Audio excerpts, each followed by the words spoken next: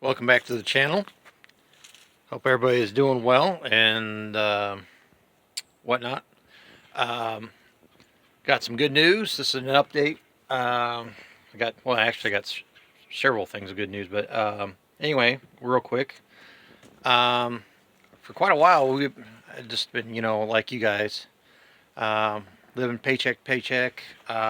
Maybe like some other people, they've been barely scraping by, just barely making ends meet, stuff like that. Especially in this economy, this since we got an idiot in the White House. But anyway, um, uh, I'd been waiting for a while because, see, a lot of people don't know, especially the new viewers and new subscribers. A couple years back, my dad was diagnosed with Alzheimer's and dementia, and he's kind of went downhill since then. And there's been other younger. I'm the oldest of the three kids, and one of them, the second oldest, has been for years have been causing a lot of problems for between my mom and my dad. But anyway, she caused a lot of problems like a couple years ago, and it was a week before Christmas. He decided to up and leave and not return, and no contact, no nothing. And we think she's probably manipulating him, or he just the other part of him doesn't want to come back here. I don't know. It's just a lot of mental issues. But anyway, so we don't know if she might be using him for his Social Security retirement money. But anyway, no contact since then. So not only because I'm the son, but it's me, just the way I am as a person.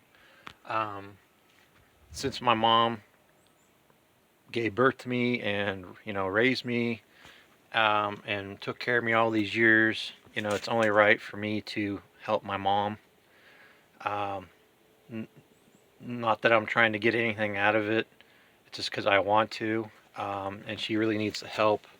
And the youngest sister, she's what you would call the classic definition of a lazy millennial. I know there's a lot of other millennials out there that are not like that. But anyway, so I've been helping my mom with her bills because she's a retired and she only gets so much on her monthly check. And so I've been helping her with like the electric, the groceries, and the water, because we're on a community well out here. It's so much per month. We don't live in an HOA, but it's kind of an old country chip and sealed road subdivision. So, but anyway, and then a lot of other expenditures, just helping out around the house, and besides working on her vehicle when she needs it, saving her some money, taking care of the yard. Yeah, I know this back behind me, it's a little bit of a mess, but we hadn't got a chance to start cleaning up the yard yet. But just lots of odds and ends, repairs on the house.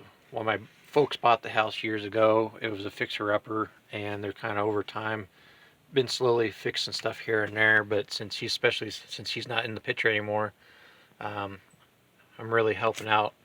But anyway, didn't want this to be like a tearjerker type thing, but wanted people to understand what other people are going through, and I shouldn't have to explain all this stuff. And I had a lot of people tell me that I shouldn't have to mention this in any of my videos, but there's some people that have YouTube channels that have made smart ass comments in the past, about, oh well, he don't do nothing with his vehicles, oh they just sit there, this, that, and the other. It's like, whatever. So unfortunately I'm having to explain myself, which I shouldn't have to do. But anyway, finally got because I worked all year I worked the year previous from last year. I worked half a year. I started my new job at Menards a year and a half ago. Last year I worked all year long, and when you work all year long and you make over 1,000 hours, 1,000 minimum, but if you work over 1,000, that's great. That's even more. Added to the at the end of the year check, you get what they call a profit sharing check, and then you have to wait for like the second or third week of February to get it because they have a meeting after the store closes on a Sunday after 8 o'clock, and we have to go through the little company meeting, how we did on profits at the end of the year, teamwork, how everybody did with customer service, that whole 9 yards.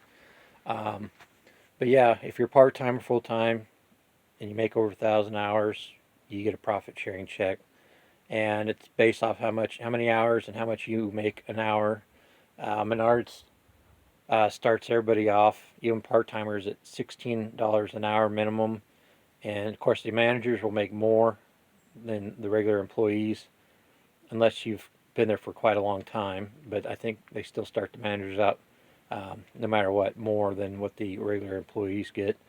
And what's cool about Menards is the the managers, the assistant GMs, and the GM all get paid hourly, not salary.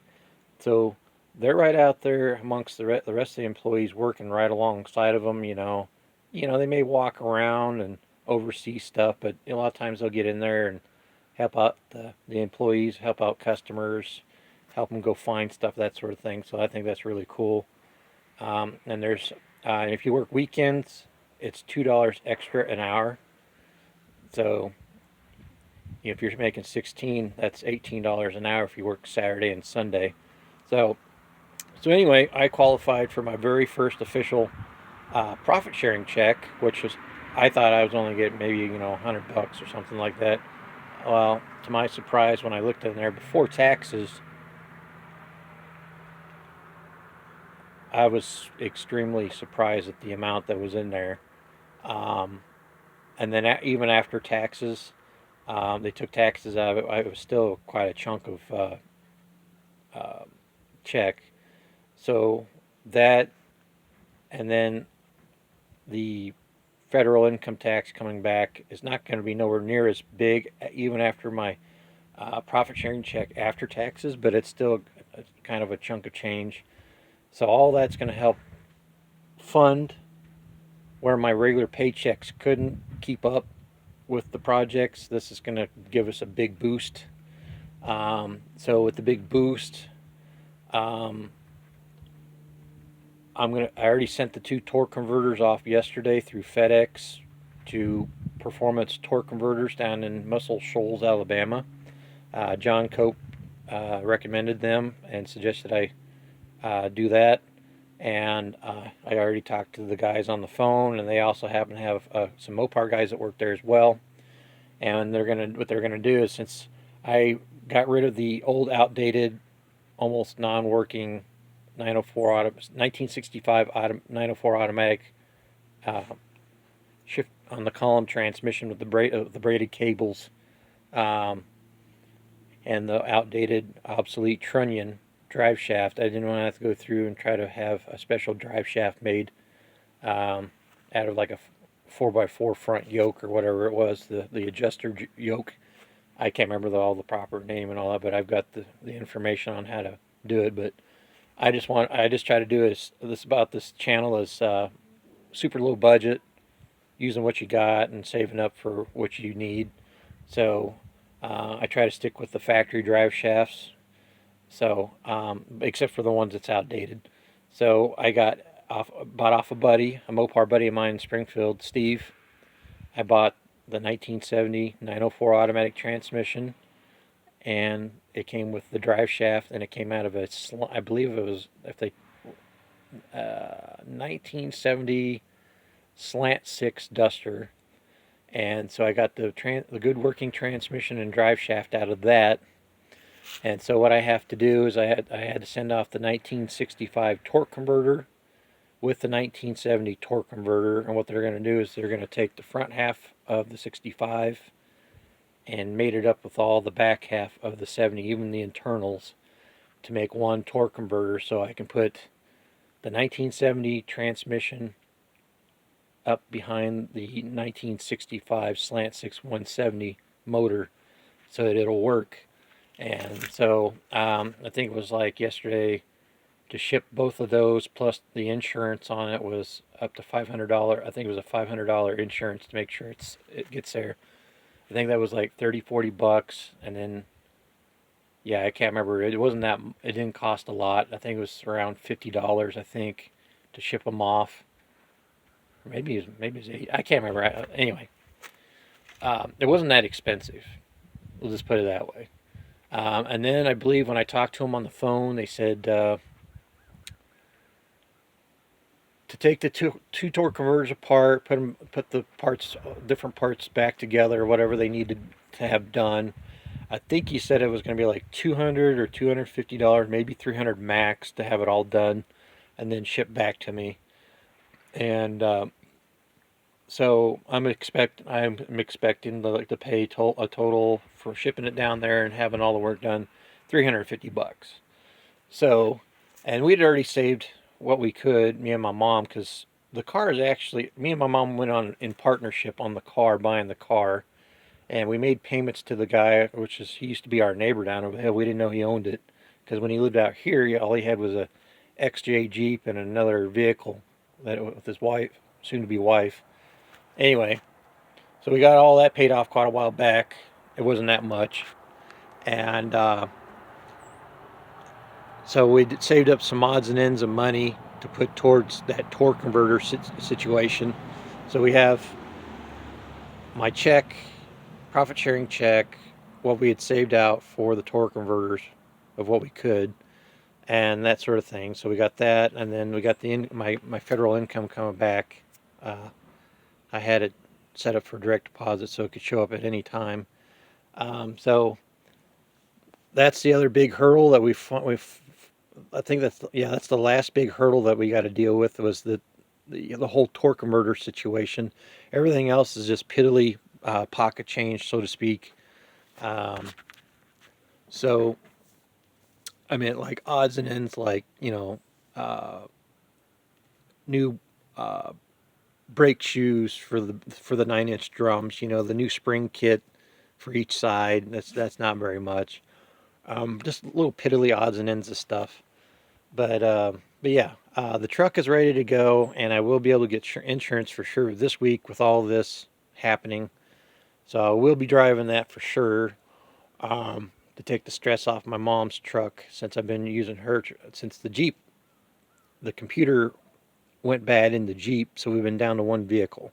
So now we'll have two vehicles, and then we could save up and get the computer box reflashed in the Jeep, so we'll have 3 vehicles operational. And then all we got to do is, once those are all done, all we do is focus all of our money and time on between the Valiant and the Dart. So today, with all that being said, and bringing you guys up to speed, here's what I'm working on today, because this is my second day off. I'm off so far. I've been off on Mondays and Tuesdays so far, and the weather's been nice, luckily. I came out here this morning, it was about 40 some degrees and sunny, so I'm not complaining. Great. But let me get down here and I'll show you. Okay, for the people that already know, I redid all this rear suspension. I got the 8 3/4 in here. Finally got over that hurdle, got all the stuff where I needed, except for the emergency brake brackets and stuff I can get at Dr. Diff cheap. And then I just need some odds and ends like the drums, brake pads, brake shoes, that sort of thing. That's nothing. Okay, so anyway, got all this done up, and then come to find out, the shackles weren't in the proper geometry location when all the weight comes down on them, because I have the rear end on each side with a jack, or a floor jack under each side. And so what it was doing, it was making this go forward, and then what it would do when I have full weight on it, this thing would flip around and pop up and smack up against the trunk floor here, and the fender, almost by the wheel well. So come to find out, these 63 to 66 A bodies have a longer frame section than the late 60s and 70s A bodies do. And I did it, measured all the leaf springs, and they're all correct. I didn't get improper springs or anything like that. So what I had to do is take 2x4 box tubing, cut it out in a measured section, bolt it up, that sort of thing. That's for all information for all the new people that's watching this video. And then the other part, after I got it all bolted up, this shackle here was resting up with the body weight on up against the bottom corner of the new block, which is causing interference. And on this side, it had no interference. It's got almost 5/16 gap between the mounting block or shackle bracket and the block, so it clears, but this one didn't. So I came in here this morning and I cut out a 1 inch by 1.5 or 1.5 by 1.5 inch section out for this side here, which was not going to interfere with the structure of the block, because I have a really thick flat strip of plating in here welded up, so it's reinforced. It's not going anywhere. And so now this all clears, and as you can see how that shackle right there is touching the bottom corner of the block. I got to do the same thing to that here after I get done making a video for the day. So all the suspension work will finally be done, and then all I got to focus on is the parts for the brakes, the back brakes here. That's all done. And then tighten up and torque the U-bolts. That'll be all done. And then I just got to buy the hydraulic hose for this. And then I found out I need early 70s Dodge Charger shocks, because they're almost 2.5 inch longer, fully extended than the stock A body ones. And with the way this sits and the super stock leaf springs, it's going to need more shock for more to be able to travel like it's supposed to, up and down. So that'll be done. That's about it on pretty much on the Dart. And real quick, on the Dart here, some of the people already know, but the new people, a few years back I bought a complete 20-piece set of these same style wheel studs, lugs, whatever you want to call them, for aluminum wheels. But the ones I bought had about a 1/2 inch long bullet nose that comes off the front of them. I found 2 or 3 of those in my box of stuff that I've had for car parts, but the rest of them are in the front closet in the front room of my folks' house, or once I had to move out and move back in and help my folks out. It's in a large storage tote, and I got to dig that out tomorrow and collect all of those. Hopefully I can find all 20 pieces in there. So yeah, I'll have, and then I got to order the US mag bullet nose center caps. They got all 4 of them on eBay, with the little decals on the nose, for like 50 some bucks, plus like $4 or $12 shipping or something like that. Anyway, I get all those on here because I'm going to run slotted mags on the back. And I'm going to also be making my aftermarket shackles, extension shackles, so stay tuned for that. I'll show you what I'll be doing with those. But anyway, just wanted to give you a quick update. Finally get the boost I needed to take care of these projects. So there's a lot more stuff coming. I'm going to be doing a Hemi hood scoop. I got this extra 65 hood over here. I'm going to be getting on that before too long, and getting that prepped for a 68 Hemi hood scoop to go on that, to go on the Dart. I'm also thinking about buying another hood, used hood for my pickup. Working on that one too, and then eventually get another Hemi hood scoop and put that on my truck, because I think the Hemi hood scoops look pretty cool. Anyway, till next time, stay tuned and just bear with me.